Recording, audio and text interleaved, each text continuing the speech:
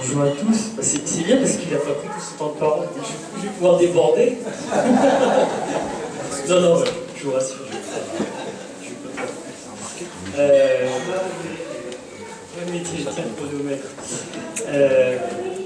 Alors, pourquoi avec un petit millier de militants, nous avons quitté le Parti Socialiste? Et pourquoi nous avons rejoint la France Insoumise? Bon, vous savez, mais je vais quand même vous raconter l'histoire. Alors, ça commence à germer pas longtemps après que François Hollande soit élu.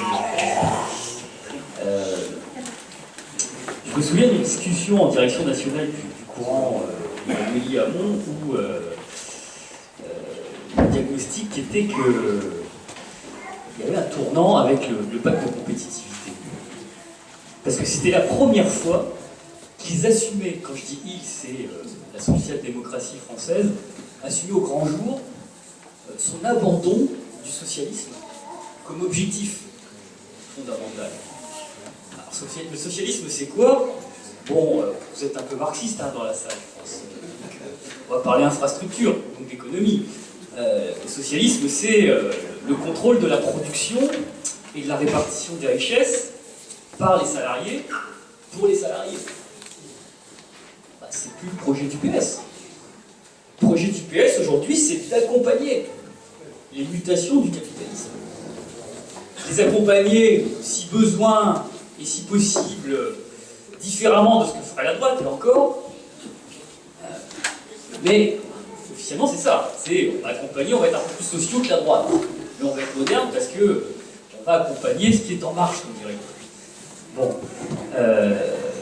Mais comme vous l'avez vu, Hollande a fait plein de choses que Sarkozy lui-même n'avait pas osé faire au cours de sa mandature. Donc, je ne sais pas si vous imaginez, le bouclier fiscal, c'était 680 millions.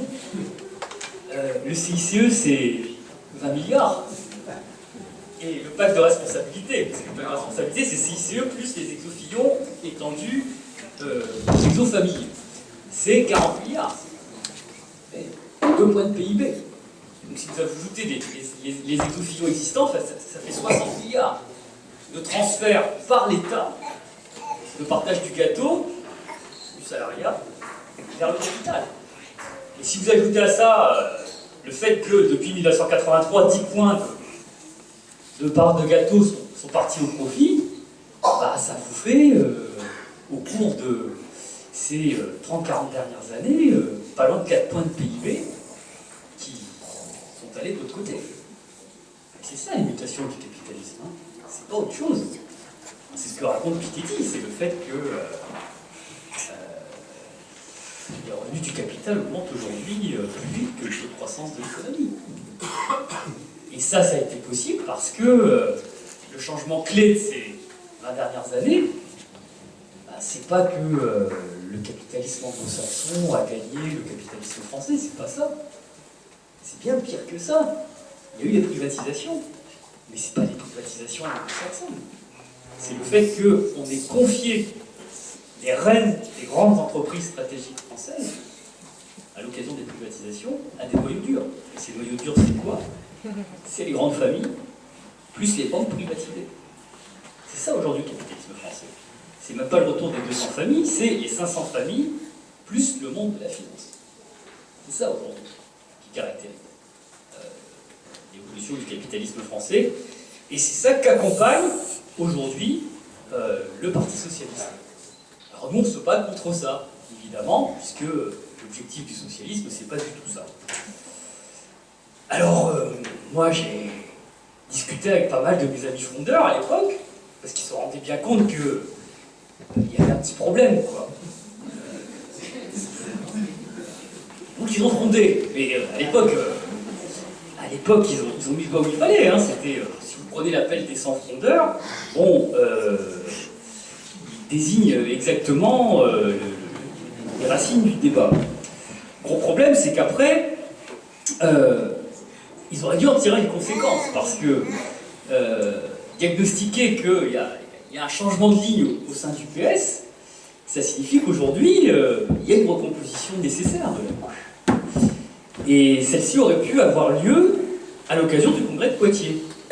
Alors, vous êtes tous des militants, vous connaissez tous l'histoire du congrès de Tours. Le congrès de Poitiers aurait dû être, puisqu'il y a eu cette césure stratégique comme il y a eu au moment du congrès de Tours, il aurait dû y avoir un congrès de Tours.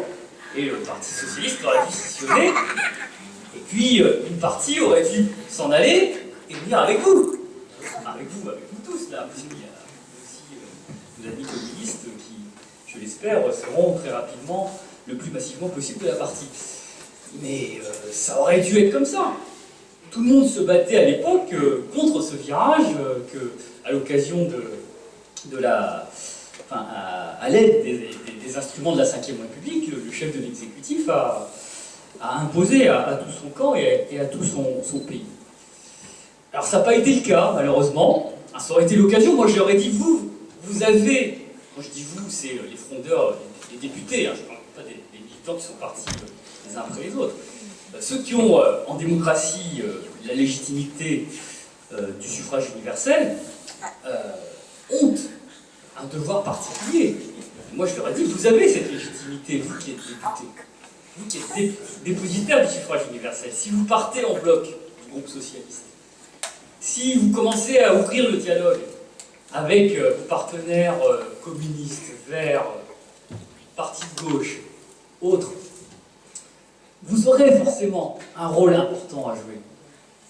Vous aurez un rôle clé à jouer. Vous êtes député, les autres ne le sont pas forcément. Et en plus, vous avez initié le débat dans la majorité. Vous avez l'initiative politique. Donc faites-le. Bon. Moi, j'ai pas réussi à les convaincre. Ils ont décidé, après le congrès de Poitiers, de rester et de continuer à l'intérieur. Donc, avec quelques camarades, on s'est dit, bon, voilà, qu'est-ce qu'il nous reste à faire? Soit on arrête de faire de la politique, soit on fait ce qu'on peut avec les petits moyens qu'on a encore. Et donc on a décidé de lancer un appel.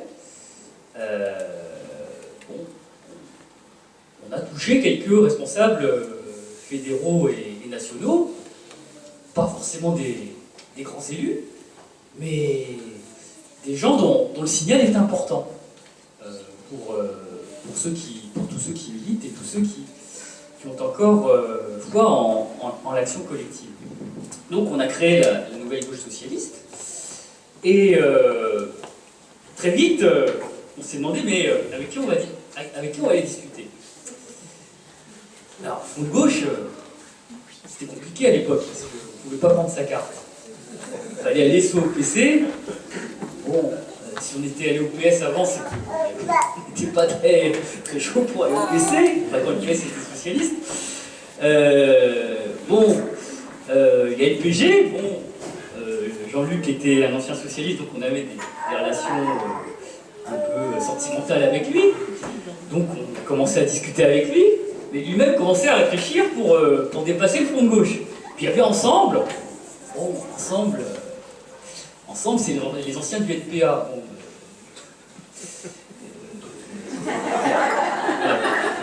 rajoute pas. Du PS, on a quand même envie de quelque chose qui est une vocation majoritaire. Bon, on s'est dit, qu'est-ce qu'on fait? Et donc c'est là que Jean-Luc me dit, attends, on a un projet, je t'en parlerai un peu plus tard. Plus tard, c'est attendre janvier, parce que quand même, pour lancer les hostilités sur les présidentielles, il ne faut jamais démarrer trop tôt dans cette affaire. Donc voilà, se crée un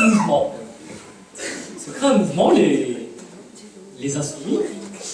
Et je dis bien un mouvement, c'est pas un parti, il faut bien dire à tous ceux qui ne sont pas encore qu'un mouvement, ça bouge. C'est en mouvement. Pas en marche, hein, parce que c'est déjà pris ça. En plus, c'est pas beau, hein, ça marche, ça fonctionne, ça marche pas.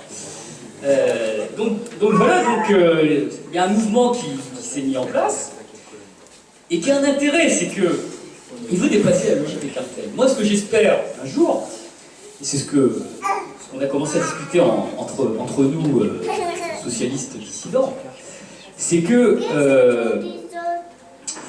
un jour, ce mouvement se transforme en véritable force politique qui rassemble toutes les sensibilités de ceux qui ont pour objectif le socialisme comme horizon, très précisément.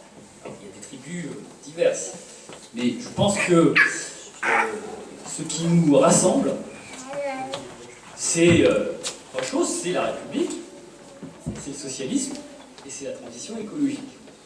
Ces trois choses rassemblent plein de gens qui viennent d'horizons divers. Et ces trois choses font que ces gens peuvent très bien appartenir plus tard à une même famille.